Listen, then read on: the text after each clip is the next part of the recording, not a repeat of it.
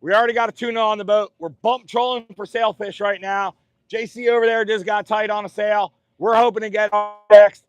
Come back, check in. We're going to stay live. We're going to constantly film, constantly be out here. You can see action as it's happening. So hopefully here in about another 7 minutes, let's say, we're going to get tight. We're going to get a fish on. We're going to have real dog, real action, and it's going to be awesome. Well, pressure keeps going, by the way, so you kind of have to like have the energy to be consistent, you know. I gotcha. I gotcha. You don't have to scream anymore. Show them the tuna. So let's go up front and check out the tuna, guys. Come on.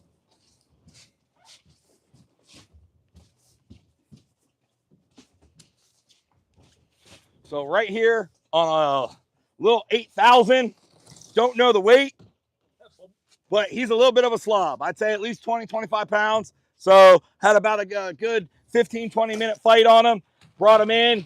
So this is, I would say, probably one of my personal best blackfins. So just absolutely amazing fish. If you ever eaten blackfin tuna, doesn't matter how you cook it, nachos, ahi, tuna tartare, whatever it is, blackfin to me, one of the best tasting fish out there. As far as tuna, very easy to catch. We're only about 6 miles off the shoreline right now. Sombrero Reef is just over there. We are just outside the non-fishing zone of Sombrero. And just ironically, we catch a tuna. So typically down here in Marathon, we drive out to the humps to catch tuna. Surprisingly, we caught.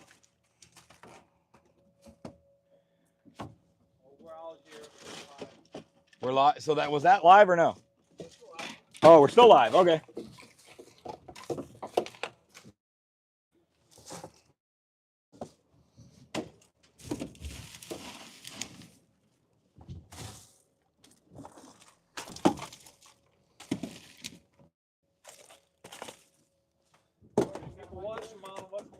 So I don't know. We got like 15 packs of Modelo's. So right now what I'm doing is I'm just, yeah. So I'm reorganizing our cooler a little bit. Oh my God, there's more Modelo's. Jesus. I'm gonna put the Modelo's up here. So, yeah. So this is actually a great drink because now it's tuna flavored. So if you're into that kind of thing. Talk about what? Yeah, talk about the fight with the tuna. All right, so this particular tuna, I have to say, kind of kicked my butt, guys. I was fighting this fish on a 8,000 spinning reel. So typically, my minimum spinning reel that I'm going to use out on open water is a 14K or up to 15 or 20. On an 8K with, I think we had a 30 and 40-pound mono. So and the amount of water that we were in, we're not in deep water. We're about 120 feet right now. So for us to catch this size blackfin in basically this water was absolutely amazing. So was not expecting to catch a monster blackfin, and we got him on the boat. So now what I'm doing basically is just trying to get him deep in the ice as possible. So we're gonna be out all day, and essentially I want to just get him buried in this ice. We kind of already bled him out. So now essentially I'm just gonna cover him in the ice, get him deep in there. So okay, so yeah, so now we got the tuna. We already bled him.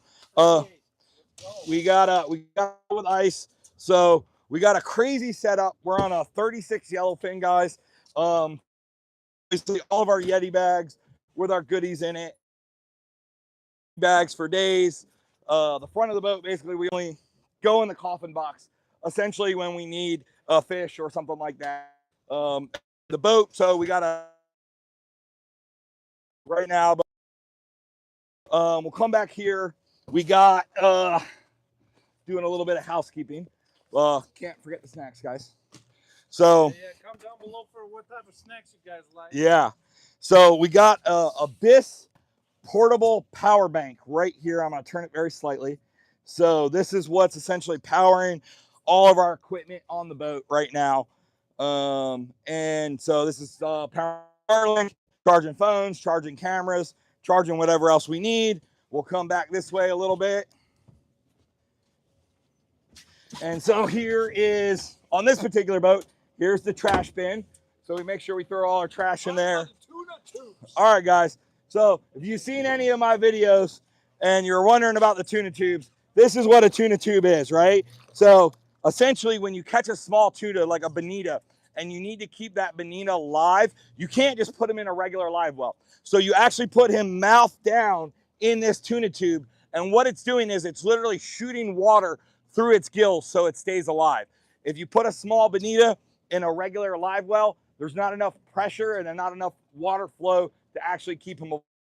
We got a question. Is y'all in the ocean? We are technically in the Atlantic Ocean as of right now. So, and if we look over right here, so if you're familiar with Marathon, I don't know if you can see it, but that's Sombrero Lighthouse. So we are on the Atlantic side in the ocean, currently bump trolling for what our main species is, a sailfish that we're looking for right now.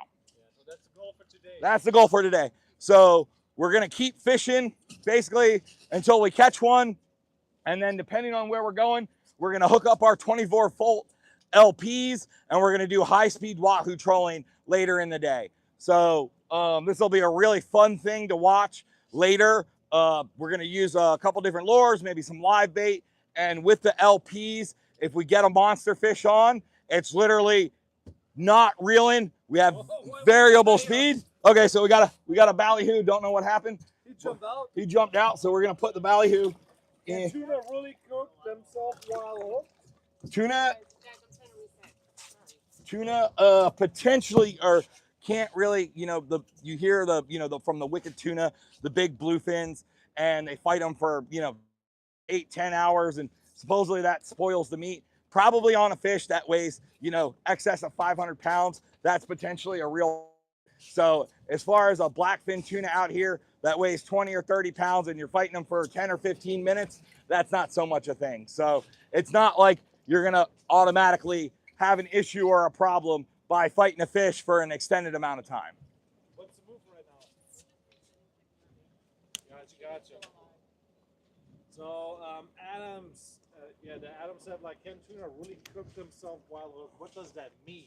Cook themselves, overheat themselves.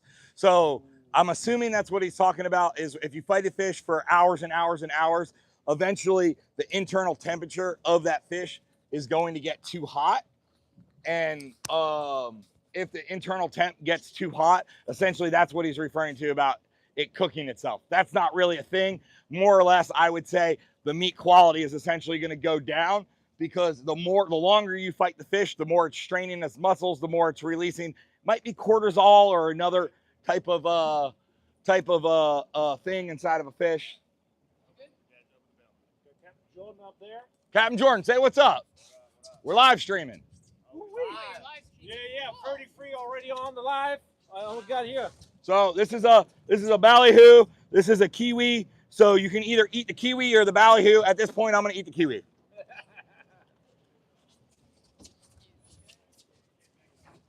So we're moving around, we're shaking. Vanessa, you want this ballyhoo out? You want to throw him back in the live well? Oh, she's just casting here. Woo. She out here. Again, guys, ballyhoo, strawberry. I'm gonna take a strawberry.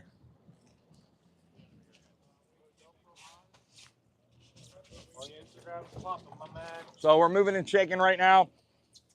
TwoConchs Fish Camp. So it looks like we got one of the TwoConchs boats over there. We got another TwoConchs boat over there.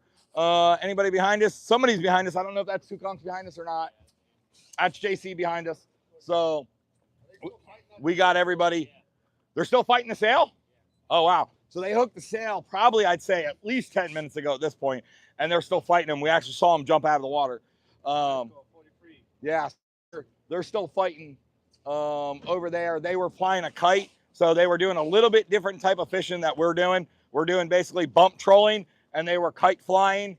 So we got Vanessa doing some baits, re-rigging, right now on some rods. So we got a bail open over here. So it's a cool little trick just to show everybody. So we're bump trolling, and on this specific rod right here, so we have our bail open and we have a piece of copper wire that's actually holding the line.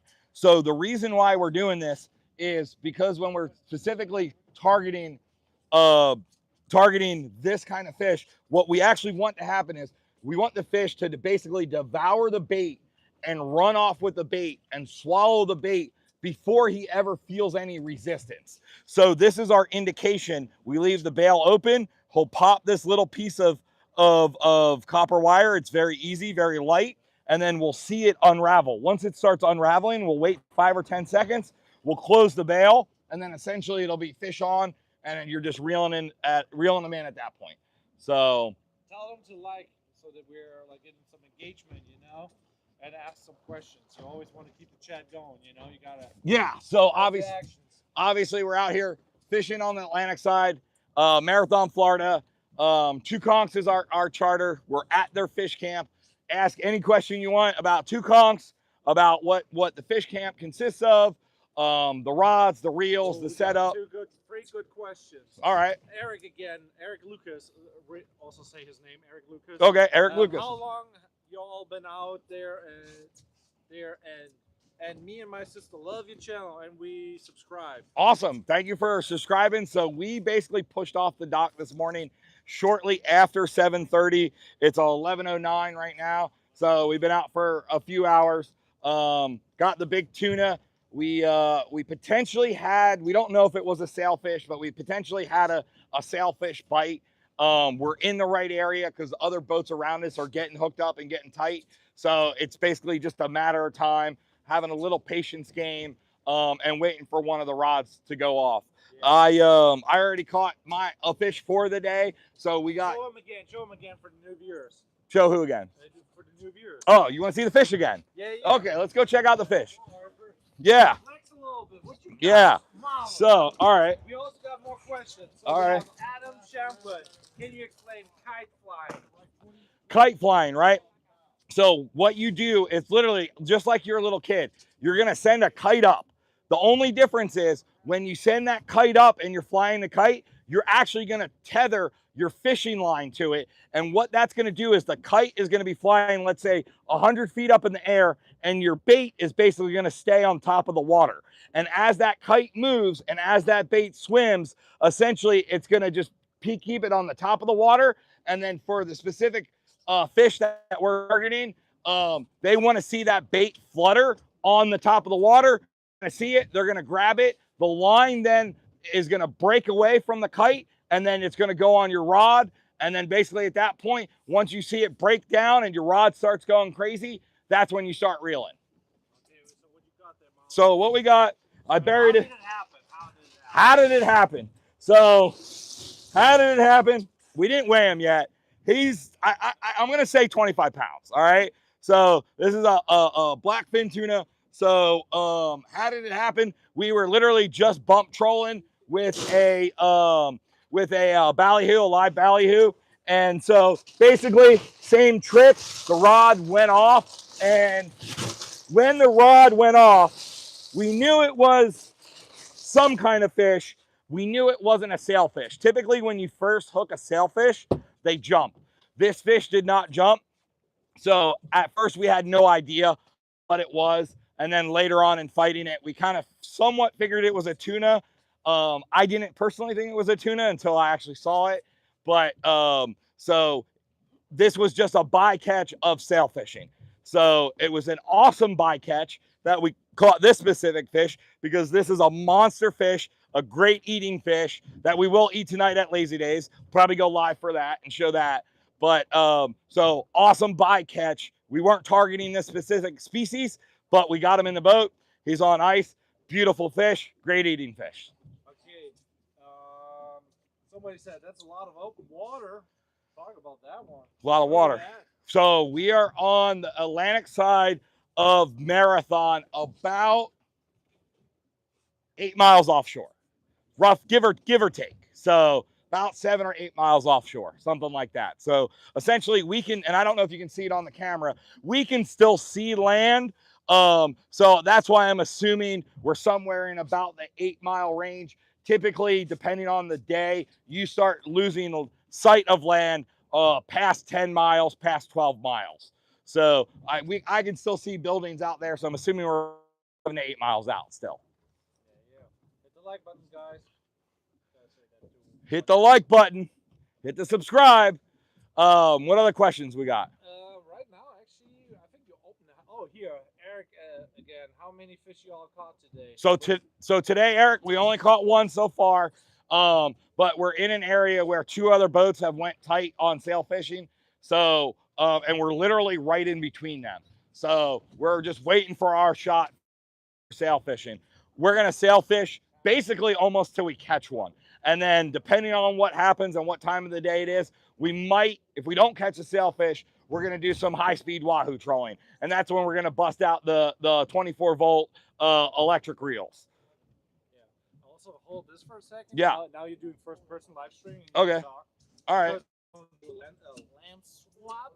Land swap? Yeah, I want to swap them lances. Okay. You know? Oh, lens swap. Okay. So what's live right now? Because this is like kind of the first time. Oh, now you're seeing it. So you see Eric, he's asking a bunch of questions. He's Okay. OG. All right. Give him the respect, you know. Yeah. And then we got a couple people liking, you know, and you can scroll the questions and stuff like that. Yeah. Ideally, you want to have a theme for the live stream. It's Erica, not Eric. Erica. Erica's a girl. So. Well, I'm a German. So. Erica, all right, Erica, we really appreciate you. Obviously, you know, fishing and everything else is predominantly, you know, male. So any female that we get interested in fishing or that likes fishing or like guys that are on boats or anything like that, you know, that's the ideal thing, because we want our channel, you know, the Real Dog Reel channel, to be basically open to everybody and everyone, from kids to adults to women to old men and everything else. So we try to love everybody out there, and anybody that likes to be outdoors or likes to go fishing or likes just to watch it. You know, I don't know, you could live in Minnesota for all I know, and you know, experience this. We're fortunate enough, we all live in Florida, so it's not an everyday event that we do it, but we do it quite regularly. Let me take over again. Okay. By the way, I'm a girl, she said. Yeah, that's what I said. So I was answering her. Sorry, Erica. So I don't know if we can get it on camera, but you can kind of see the kite over there. So, and I don't know if it'll show up. Go in front of me? Yeah, I don't know if it'll show up on the camera.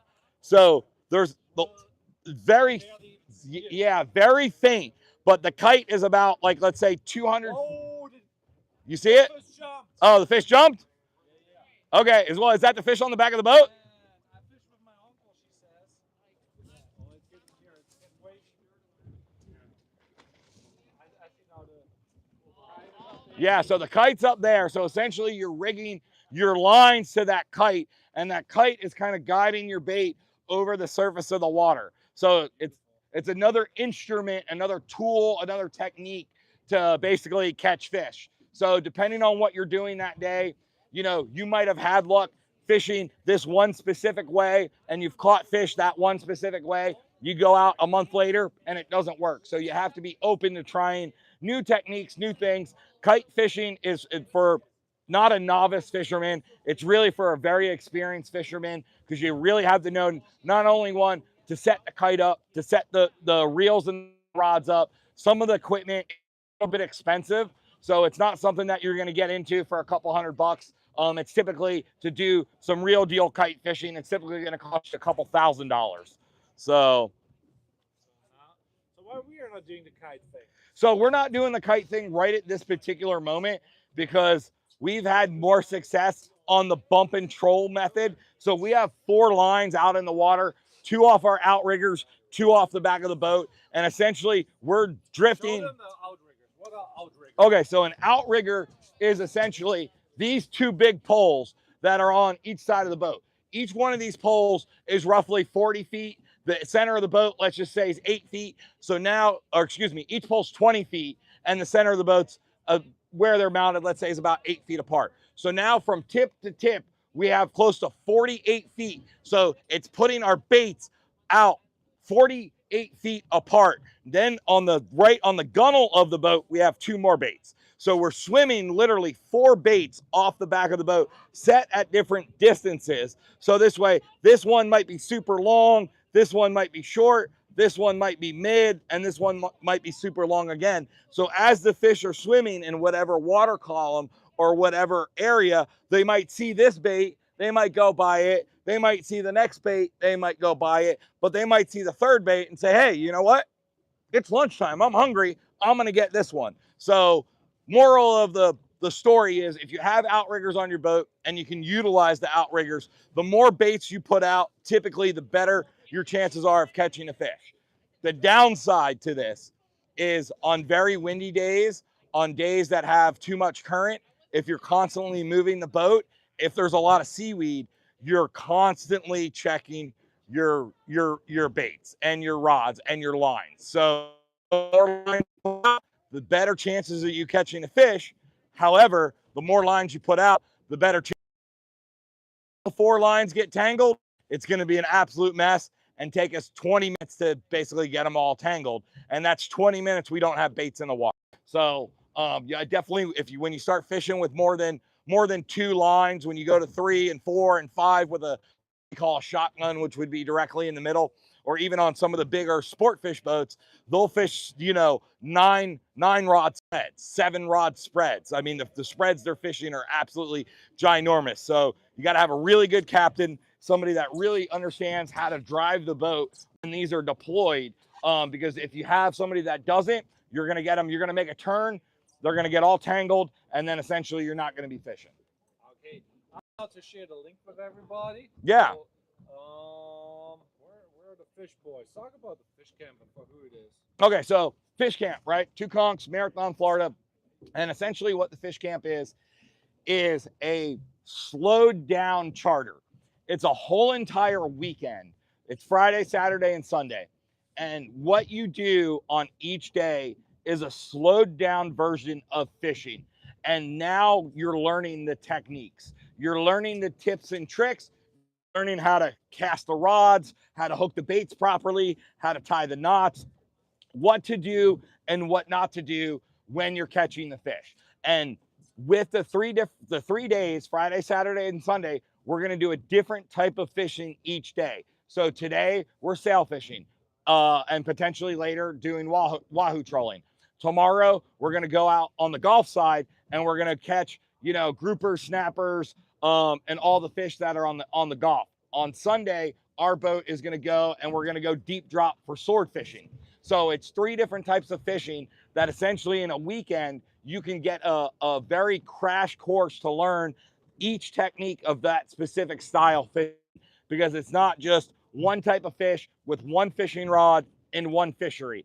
Essentially, in Marathon, Florida, you have the Gulf side, you have the Atlantic side. Well, on the Atlantic side, you could be 7 miles offshore and virtually be in about 100 to 200 feet of water.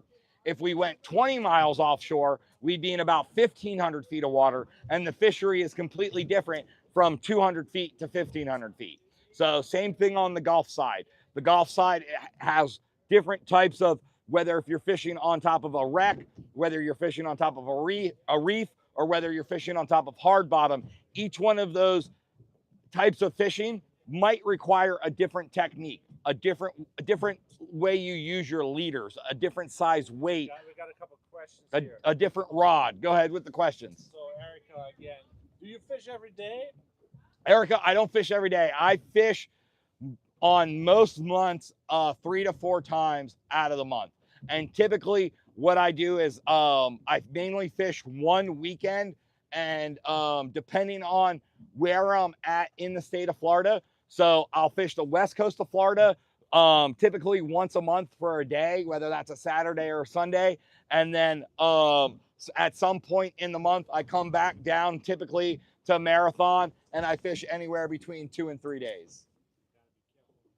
Got to be careful with the camera. We don't want to bust the expensive gear. Talking about gear. What type of gear you got in your backpack? Let's do the backpack. Okay? You want to do the backpack review? Yeah. Okay. All right. So, guys, I bring this Yeti waterproof backpack everywhere I go on a boat. So I like this specific backpack, number one, because it is completely waterproof. The other reason why I like this specific backpack is because it holds air, because it is waterproof. I could literally throw this over the boat right now and it floats. You can actually use this as a floating device. If you ever got thrown off the boat with your backpack, you could hold on to this and it will keep you buoyant. What I keep on my backpack, basic minimum stuff, essentially, that I learned throughout the years. Boat accidents, knock on wood, they happen, but you got a couple of them. Don't yeah. you? So first thing that I keep on the side of my bag is a tourniquet, right? God forbid somebody fell in the water and got hit with the prop on their arm or their leg. We want to be able to stop the bleeding right away. So this is a tourniquet. The second thing I keep is my own personal EPIRB right here. So if the boat starts sinking, we have a medical emergency, something happens, the boat catches on fire, I'm immediately going to send a distress signal out letting NOAA, which will let the Coast Guard know, which will let the local authorities know as well, that, hey, there's a emergency and an EPIRB went off. So always remind them that they can ask questions and should hit the like button or the emoji if they like it. Always once in a while, every 5 minutes or 3 minutes. Okay. All right. So, and then, inside my front bag right here, so my little sidekick, essentially I just keep a couple different things. So I got a portable charger in here in case my phone goes dead. I keep my wallet in here. I keep a couple other essentials like lens wipes to keep my glasses clean, things like that. Just extremely basic. So this way, if I need to, we got pulled over and I need to access my wallet really quick, I'm not digging through it. So inside the bag. And if you like this content, guys, click the like button, subscribe, help me out here. Just started the YouTube channel. So this is one thing that I really like. So if you're actually rigging rods, right, and you're constantly cutting baits, so this is just a little baby pair of scissors. So as I start rigging, essentially, I'm just going to clip this onto myself and I'm going to keep it right here. So now when I need to cut the little bit of tag end off my hook or whatever the scenario is, I always have it right here. Sometimes if I'm wearing not bibs and I'm just wearing pants, I'll keep it on my belt. So in today's pack, so I have my Grundy's jacket. It's not cold enough or windy enough where I need to wear my jacket, but I brought my jacket. So another thing that I like is I like to bring my own water, right? So I'm a little bougie. I like Evian. I bring my own Evians. So not tuna flavored. First aid kit, basic first aid kit, guys. So, you get a cut, you get a scrape, you get a hook, you need some antiseptic, you need a Band-Aid, whatever the scenario is, basic first aid kit. Another thing that I get a little into is, and I have it actually vac sealed, so this is what's called an IFAC.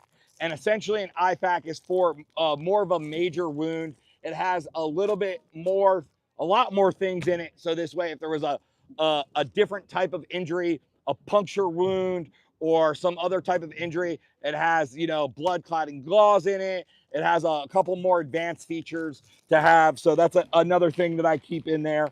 Other than that, I have a Garmin Montana 700. And essentially, this is a sat texter. It's not a sat phone. You can't make a phone call, but you can text off of it. With this sat, you can text your wife at home. You can do whatever you need to do. It has maps on it. It has altitude tracking. It's not just for fishing. This is also great for hiking, camping, basically anywhere you're going to be outside of cell service. It has an SOS button. So again, if something went wrong, you would press your SOS button and, it would basically bring help to you.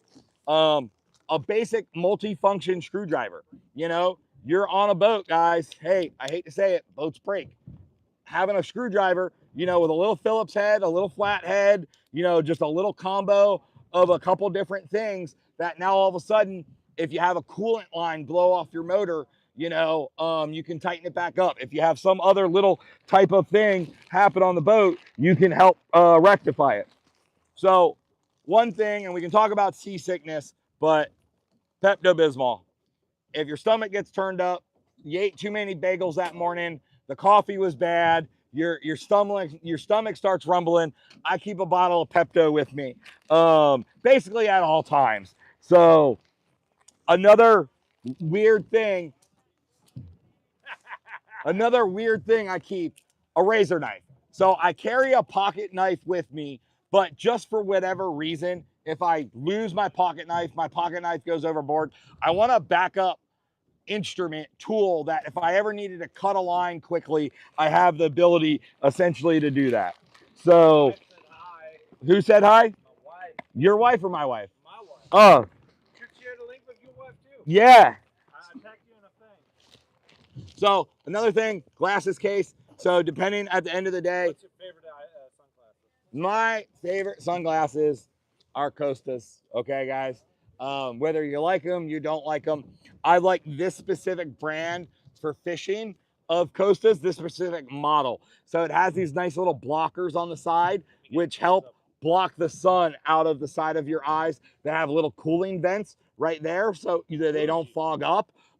They have a nice tether on the back, so you don't lose them. And I'm wearing this same exact pair now, but I am under the premise of, you know, hey, if something happened and all of a sudden, you know, the boat starts moving quickly, my hat flies off, my sunglasses fly off, I'll live without a hat for the day. I want an extra pair of sunglasses. I wear contacts, so I'm extremely light sensitive. So another thing that I keep is just a basic knife. This is actually a Bubba knife. I don't even think they make this knife anymore. So, and that looks sick. It looks sick. So essentially, I would use this if I needed to cut through for like frozen bait or something like that. It's not a fillet. We got a drone on us. We got a drone on us. Okay, cool. So it's not a fillet knife. It's more of a utilitarian knife. Where if I needed to, again, cut bait, cut a line, I needed to do something else. This is this particular knife that I'm going to use. What else is in the bag of tricks down here? I have a couple other things. Obviously, guys, depending on, you know, the day, can't forget the chapstick. You know, you get a little windy out here. Your lips get a little chapped. You need to touch them up. You know, essentially, you're going to be out on the 8, 10 hours, 12 hours some days. You want to be comfortable. And being comfortable entails, you know, bringing eye drops with you. You know, I wear contacts, and, you know, my contacts throughout the day get dry. So sometimes I need contacts. Obviously, if you take any meds, you want to bring your meds with you. So other than that, a couple other basic things that I have in here. So this is just the pair of pliers that I like when I dehook fish, because essentially it's like a pistol grip style. So let's say I hook a fish with some really nasty teeth, like a barracuda. Wait, we got a casting here. We got a casting in a second. Let's see what she's doing. Looks like she's just resetting the bait. We're using live ballyhoo, by the way, guys. So pliers that I like, and so I basically carry these in my bag when I need them. If we're actually catching a lot of fish, I'll wear these pliers on me. And let's see what else we got. So another important thing, guys, your fish ruler. Okay, you need that ruler. You need. That is a little bit short, though, isn't it? Well, yes, it is. But wait 1 second. Look at that. So now all of a sudden you can measure up to 36 inches on this ruler. I like this specific ruler because it's made out of like a foam plastic.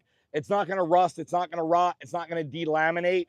And then basically it just folds up nice and neat. And I can literally just stow it right in the side of my bag and I don't have to worry about it. But having the fish ruler where essentially it talks about a lot of different species, the size, the reg, the season that they're open. But you got to know, guys, if you're catching a fish and the fish needs to be 12 inches, 16, 18, 20, whatever it is, you got to measure the fish. If you don't measure the fish and you get pulled over coming back home by the local municipal cops, the FWC, the Coast Guard, you're going to get in trouble. And ultimately, you don't want to get in trouble. So I keep my own ruler with me. Other than that, that's basically it in my bag of tricks. That I'm gonna. We don't want to show. Yeah, there's a couple other things in here that's not really. But so that's it. One thing I will say, if you do buy the, talk about the bag though. Like, you think the bag is worth it? I think this bag's a 1,000% worth it. So one thing I will say, if you do run this bag or you just own this bag, if you just go like that really fast, zoom in real quick, I didn't zip it up all the way. You actually have to get that extra pull and pull it down. So that's the main thing. A lot of times, just very quickly, I go in the bag, I grab what I need, and then I'm just trying to zip it up as fast as possible. And look at that zip. I didn't actually zip it up all the way. So you want to make sure you give it that extra pull down so it zips. Same thing with your side kicks, guys. You want to make sure that your side kicks, when you fold them, that they actually stick. Oh, do we got something? Potentially, maybe. Maybe we got something. Let's see what's going on, guys. Might be a real dog, real moment. We got him on? Is it a keeper? We got another one? What's going on?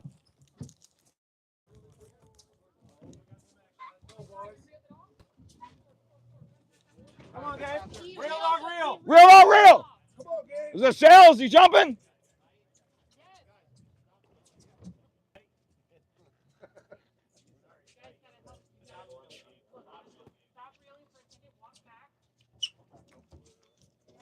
We got some tangling going.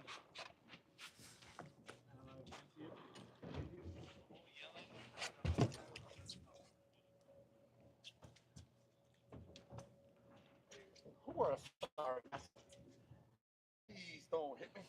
So this is Casey, guys. We didn't do an introduction. We got Casey, Vanessa, and Gabe on the other rod. So Talk about tangling. mentioned it before, guys. It happens. Happens. It happens.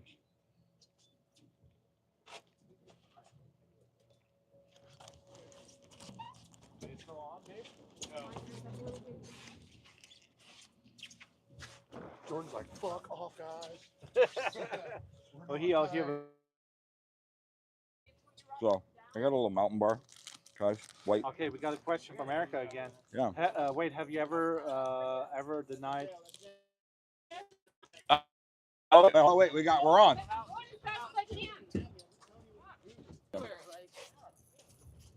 Oh, there he is! There he is! He's jumping! He's jumping! He's rolling!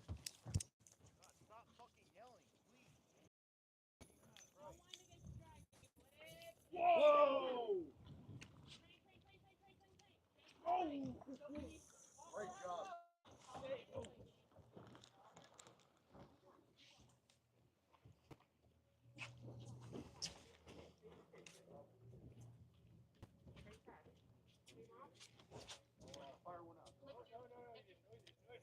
Sailfish.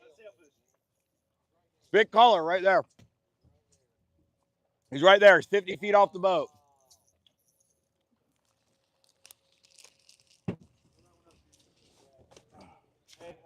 Yeah. All right, guys. This is a real dog, real moment. I just stuffed my face. Gabe's on the rod right now. We're a little crossed. We got to be very careful. I'm going to lower my voice because tensions are high. We literally just had 3 lines just get crossed as he's hooked up right now. He's on a very small rod for this size fish. He's on a 10,000 it looks. And as you hear that, the fish is just taking drag. So now what the captain's going to do is we're actually going to go towards the fish. And as we start going towards the fish, he's just going to be gaining line, gaining line, gaining line. So he should be up over here. So yeah.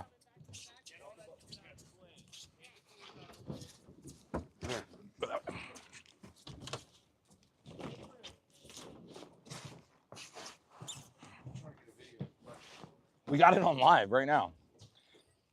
So guys, I'm over here eating strawberries. Gabe's got the sailfish on. We're on, and it's a real dog, real moment. Captain Vanessa, guys, got a, we don't do this type of fishing, right? So we're not used to catching sailfish. So every different little technique, you got to learn.